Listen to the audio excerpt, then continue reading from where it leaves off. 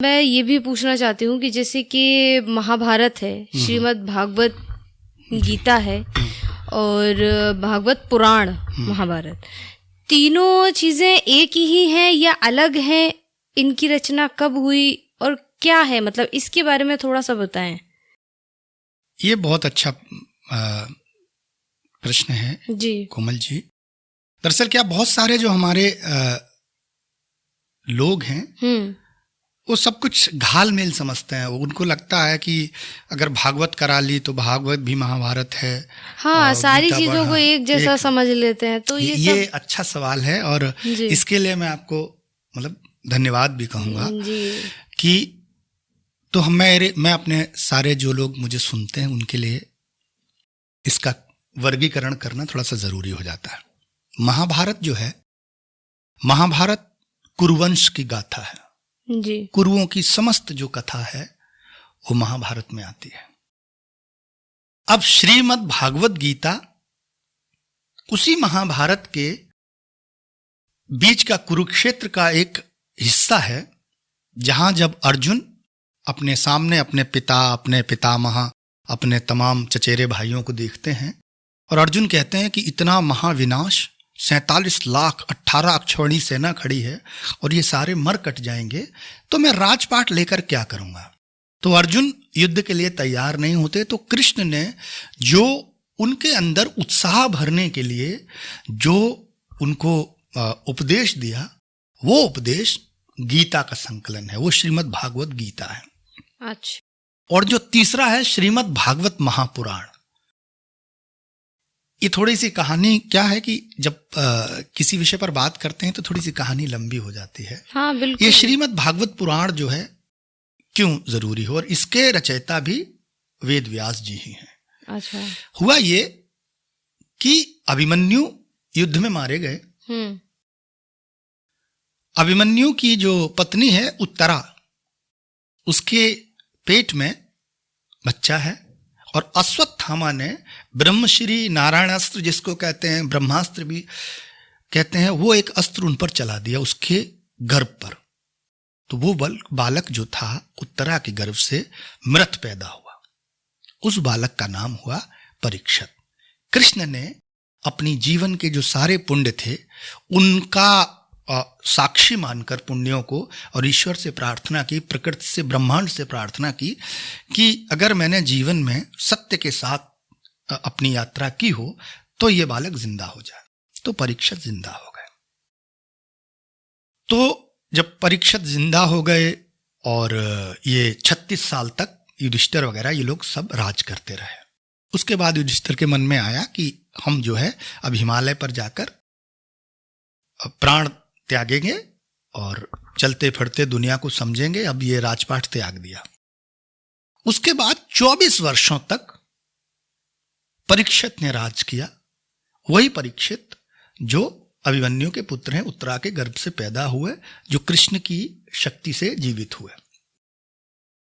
अब क्या हुआ कि दुनिया में इतना बड़ा नाम हो चुका था इन लोगों का, अर्जुन, भीम, योद्धा और सब, कि ये लोग निर्बाध रूप से 24 वर्षों तक शासन करते रहे परीक्षित। एक दिन परीक्षित जो है वो शिकार करने गए। एक हिरन के पीछे दौड़ रहे हैं जंगल में। तो हिरन जो है जंगल में किसी रास्ते से निकल गया। तो परीक्षित उसको ढूंढते हुए, एक कुटिया दिखाई देती है, वहां पहुंचते हैं। वहां पर शमिक नाम के एक ऋषि जो है वो तपस्या कर रहे हैं। तो परीक्षित उनसे पूछते हैं कि महाराज, हम एक शिकार कर रहे थे, वो इधर से निकल गया। तो जब कई बार पूछा, वो ध्यान अवस्था में थे, उन्होंने उत्तर नहीं दिया। तो परीक्षित ने क्या किया कि एक मरा हुआ सांप पड़ा था, गुस्से में आकर धनुष के नोक से उठा के ऐसे फेंका, तो वो शमिक ऋषि के गले में सांप पड़ गया। उनको पता नहीं चला, वो गहरे ध्यान में थे। तो उनके पुत्र थे ऋषि श्रृंगी, वो उधर से लौट कर आए। तो उन्होंने अपने पिता के गले में सांप देखा तो उन्हें बड़ा क्रोध आया और उन्होंने कहा कि मेरे निर्दोष पिता के गले में जिसने भी ये मरा हुआ सर्प डाला है, 7 दिन के अंदर सर्प काटने से उसकी मृत्यु हो जाएगी। तो राजा, हस्तिनापुर का राजा, और इतना बड़ा श्राप। तो परीक्षित भयभीत नहीं हुए। जैसे ही श्राप उनको मिला परीक्षित मौन हो गए, शांत हो गए और उन्होंने युक्ति निकाली कि ये 7 महत्वपूर्ण दिन कैसे जिए जाएं। तो उन्होंने गंगा के किनारे अपना एक जल्दी से आश्रम एक बनाया और भगवान वेद व्यास से संपर्क किया कि ऐसे ऐसे हुआ है। तो वेद व्यास ने कहा कि देखिए, जो शमिक ऋषि हैं बहुत मतलब प्रकृतिस्थ व्यक्ति है, वो प्रकृति में डूबे हुए थे, साधना में डूबे हुए थे और आपने उनके साथ ऐसा कुछ किया है तो आपको दंड तो भोगना पड़ेगा। बिल्कुल।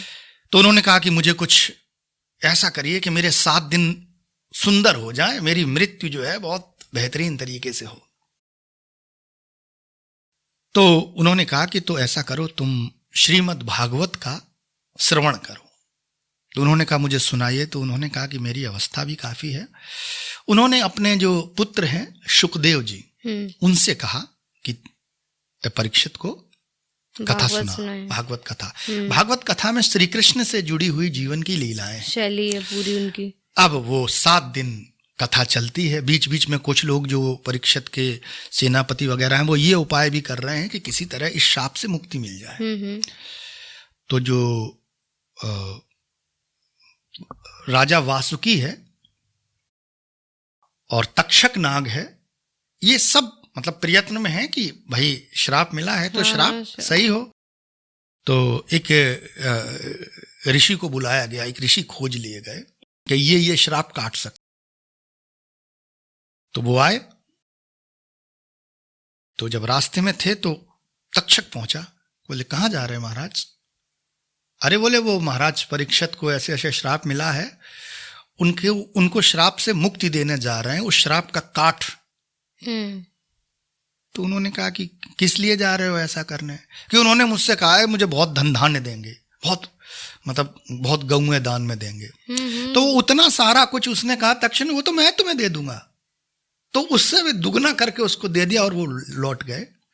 और 7वें दिन शाम को उन्होंने उनको डस लिया और श्रीमद् भागवत का अंत हो गया। तो कहते हैं कि आखिरी दिन जो कंस मारा जाता है वहां तक की कहानी जो है श्रीमद् भागवत में कही जाती है। तो अब ये तीनों चीजें हैं कि गीता जो है वो कुरुक्षेत्र में कृष्ण द्वारा कही गई, महाभारत पूरी कथा जिसके अंतर्गत सब कुछ आता है, और श्रीमद् भागवत गीता भगवान कृष्ण की उन बाल लीलाओं का, उन लीलाओं का वर्णन है जिससे परीक्षित को बहुत सुकून मिला और बहुत खुशी खुशी उन्होंने अपने जीवन को दान कर दिया। मतलब तीनों ही जो है सब अलग अलग है, बिल्कुल, लेकिन लोग उसका अर्थ नहीं समझते हैं। लोग कुछ भी मतलब एक्चुअली मेरा उद्देश्य यही है कि अब सोशल मीडिया पर क्या है कि आप देखते होंगे ना, एकदम से पता नहीं क्या क्या पड़ा हुआ है। हाँ। और कुछ भी कोई भी कुछ कर रहा है। तो ऐसे में हमारी जो पीढ़ी है कम से कम ये तो जाने कि ये जो भारत है, आज का भारत है, इसकी जड़ें जो है कहाँ से हैं। बिल्कुल। और ये किसी भी धर्म से हो सकता है, ऐसा नहीं है कि ये केवल अभी चूंकि महाभारत का विषय चल रहा है, इसके बाद मैं रामायण से लेकर इस्लाम पर, गुरु ग्रंथ साहिब पर और बाइबल पर जितने भी टॉपिक्स हैं उन पर मैं लेकर इसको आगे बढ़ाऊंगा। बिल्कुल। और अभी चूंकि मैं महाभारत के जो तमाम सारे जो अनसुलझी बातें हैं उनको अपने दर्शकों तक सामान्य भाषा में पहुंचा रहा हूं कि मोटा मोटी आप लोग ये जान लें कि दरअसल हमारे ग्रंथ जो हैं वो क्या हैं, उनकी क्या कहानी है। जी बिल्कुल, बहुत अच्छा लगा। मतलब कई बातें आज सुलझ गई हैं। आपने बहुत अच्छा विस्तार में बताया। बहुत बहुत शुक्रिया। थैंक यू, धन्यवाद।